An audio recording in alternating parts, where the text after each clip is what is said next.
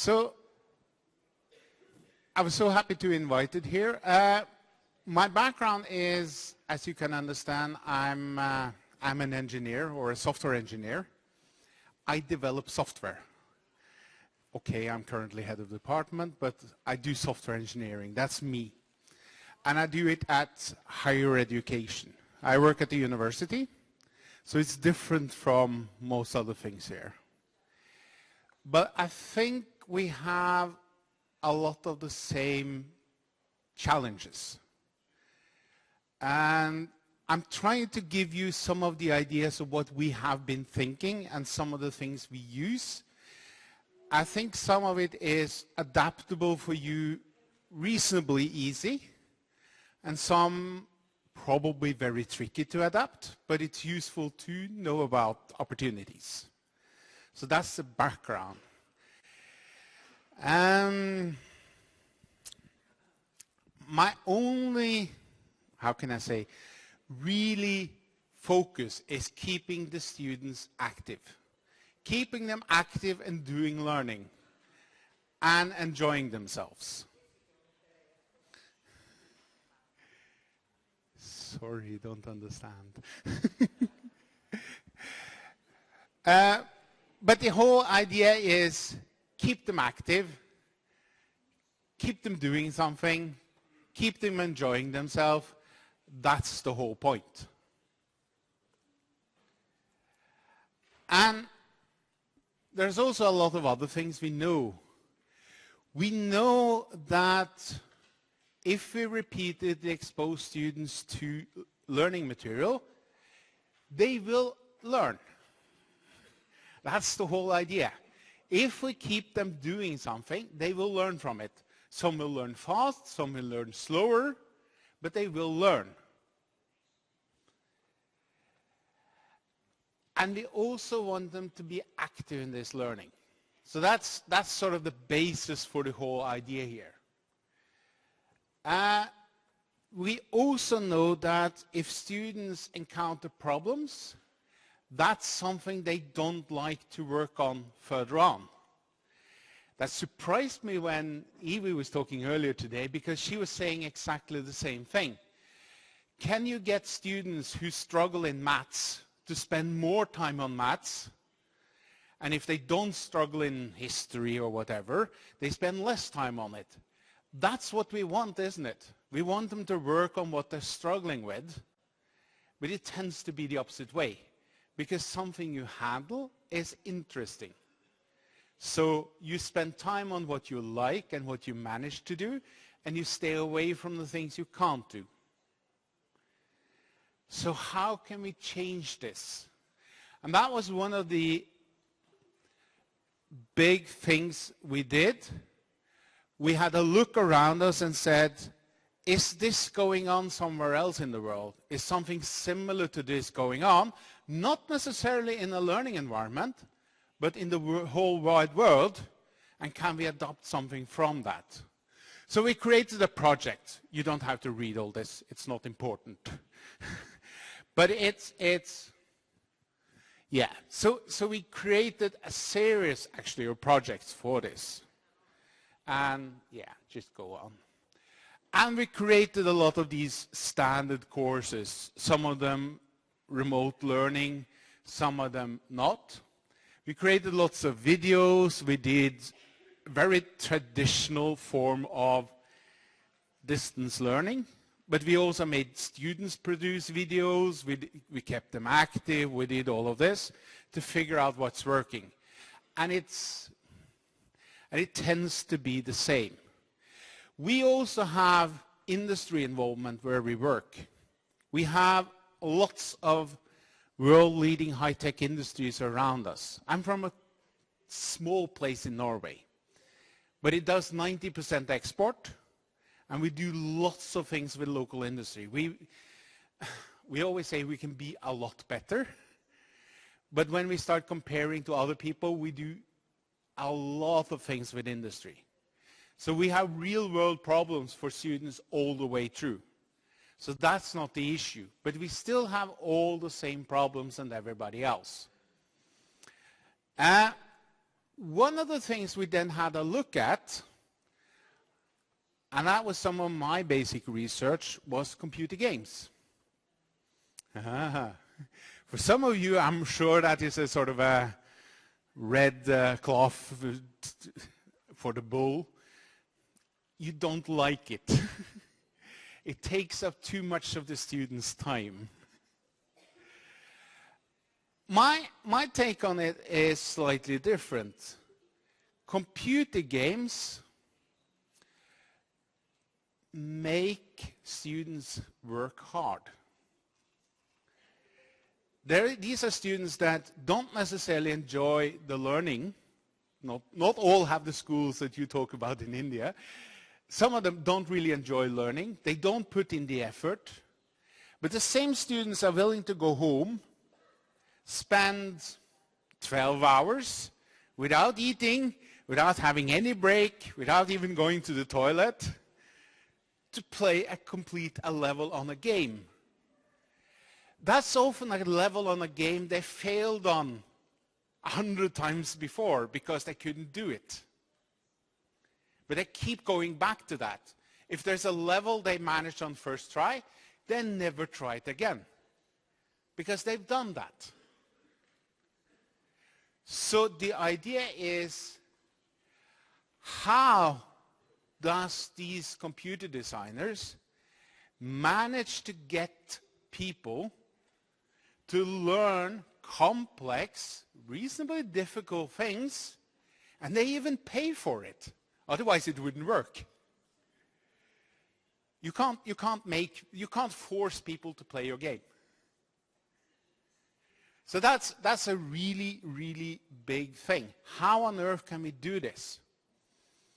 And of course, in learning to get students through, another thing is we tend either to force them, as in, you have to do this piece of work, otherwise you're not allowed to complete this degree or this education or this whatever.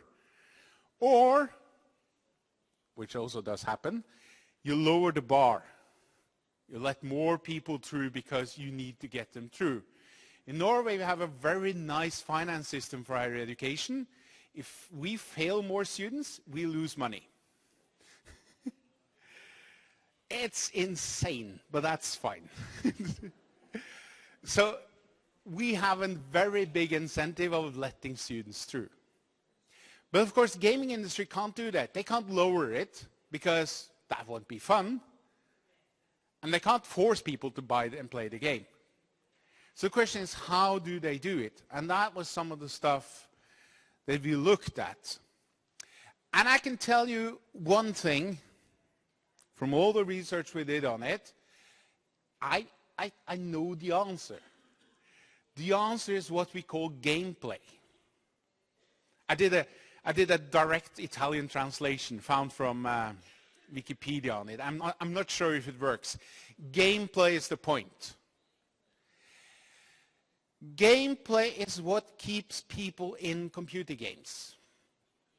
It's the story that goes on. It's the story that unfolds. It's what's going on. And that story can be just as nice if there's learning content. So that works. The problem is, nobody knows how to create good gameplay. The gaming industry and the movie industry is doing the same thing, and they do it very easily. They produce 100 games, 5 of them is successful, and they make up the money that the cost of all the other 100. That's how they work. No school or university in this world has the money to produce 100 games. The cost of producing a game is something between 10 and 20 million euro. If you want 100 of them, that's an awful lot of money. So it doesn't work. What we did was we did a series of experiments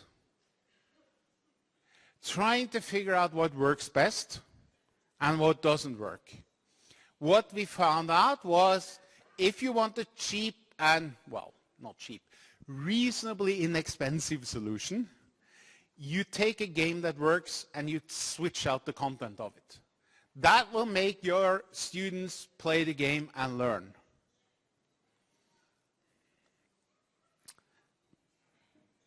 So, yeah.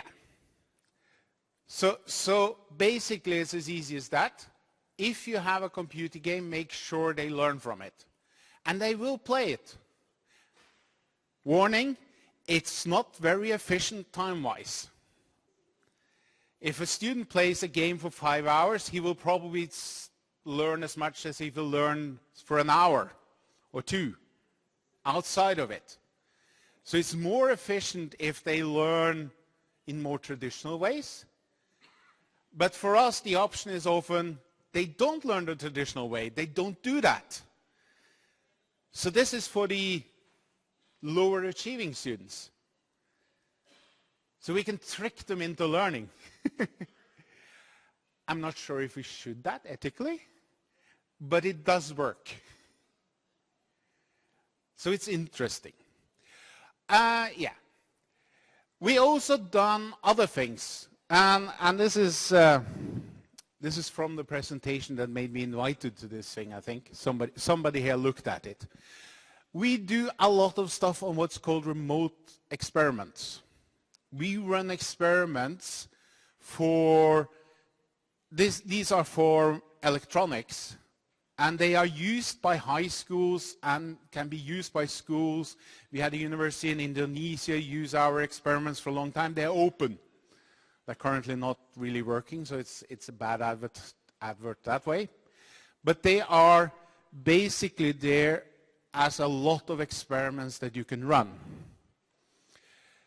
The problem we're having is if you run real hands-on labs, which is what you preferably want to do, they are costly and they're tricky to do.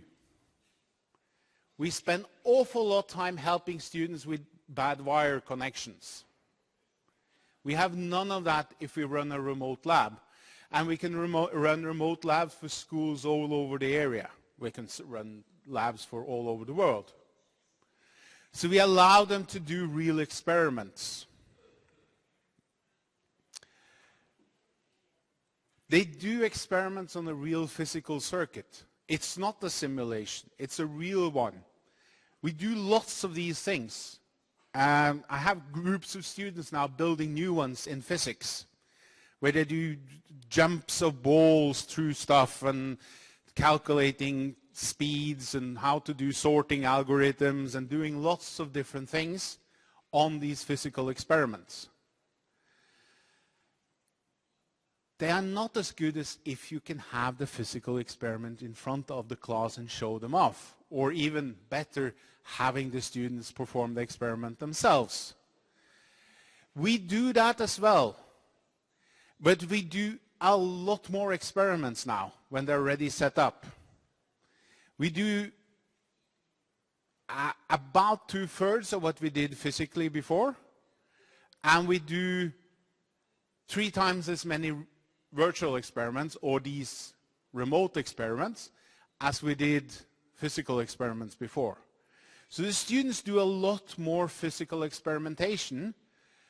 They don't necessarily have all of it physically in front of them, but it's still, if they do the experiment 5 times in a row, it will be slightly different results.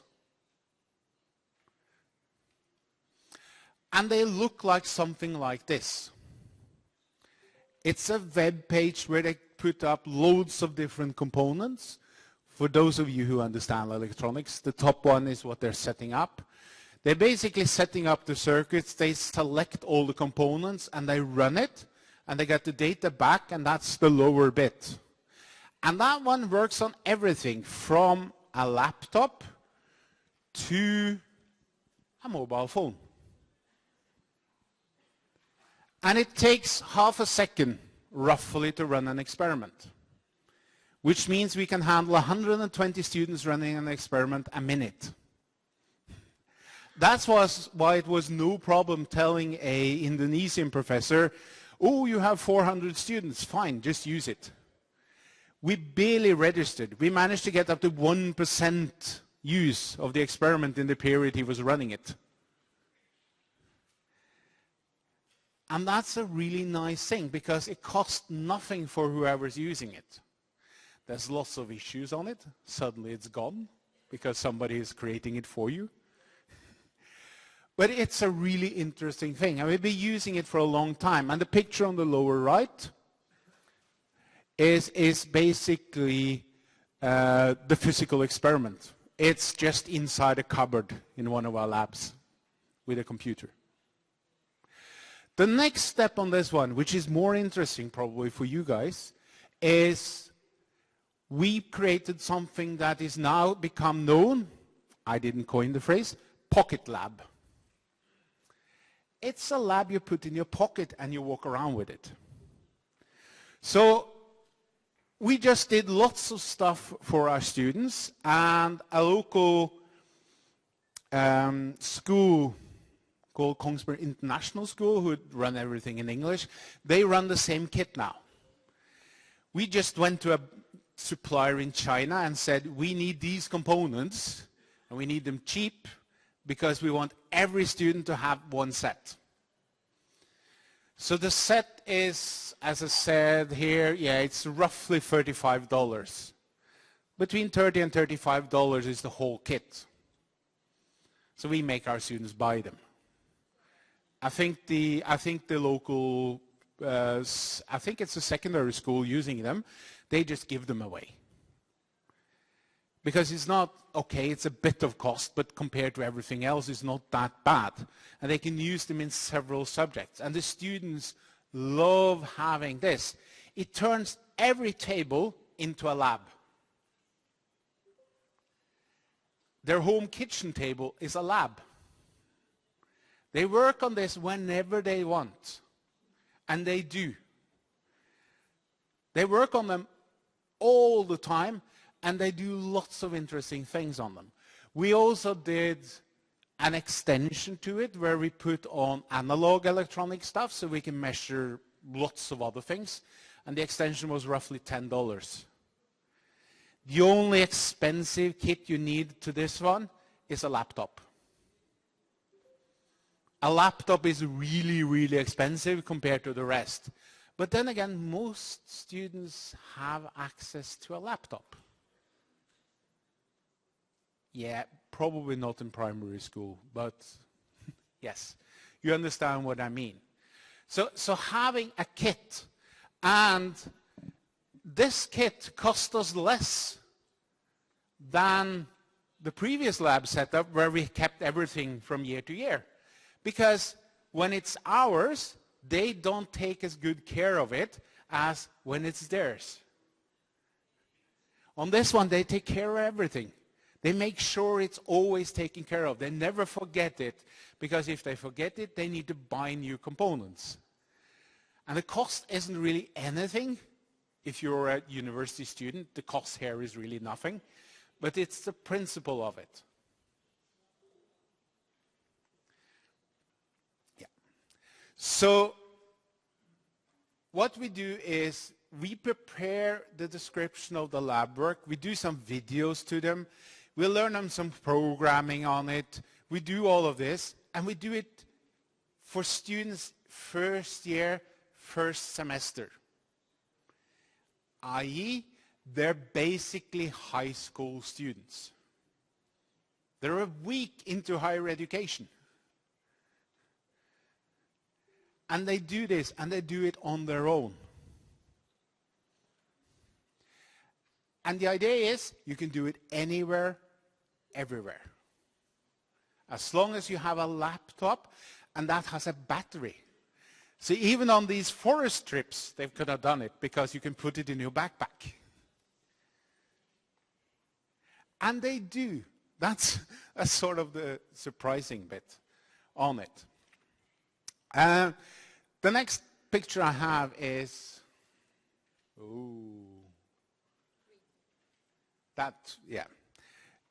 yeah. These are, they're not supposed to come up all at once. They're supposed to be one and one, but that was something wrong on the Italian one. These are projects done by our first year students in the first semester. In the first couple of months they are with us. And they create stuff on their own, using this kit, but then adding stuff to it. 3D printing, laser cutting, getting materials in, setting up stuff, woodworking, clocks. Everything here is done by these students. The most advanced one made a mobile phone. It can be used to call with, it can be used to text with. Okay, it's not a smartphone, but it can do telephone calls and SMS messaging. And this is a couple of months into higher education. So they are probably capable, no problem, of doing it in a high school setting as well. But they need guidance. But it's a project-style work. We talked a little bit about it here. I like project work. Lots of our students do lots of project work. But we also do lectures. Because, and this is my thing, if you do only project-based work, you don't know what you don't know. You have gaps in your knowledge you don't even know about. If you do the overview lecture, you at least know there is bits here I don't know anything about, because I never encountered it in my projects. So that's what we do on this one. We give them some lectures, but a lot less than traditional universities, actually. And then we make them work. Yes. So, yeah, it's changing. So some of the things we were working on, and this is, I saw in the program there's a discussion afterwards. I wasn't sure how it worked. But one of the things, we use this one for another discussion, and that is basically the bottom question here. How on earth do we get this to work in our setting? Most of you, or probably none of you, are not doing higher education, electrical engineering education. You do other style of education. So the question is, how can we steal from this? How can we take ideas from this and adopt back to what we do?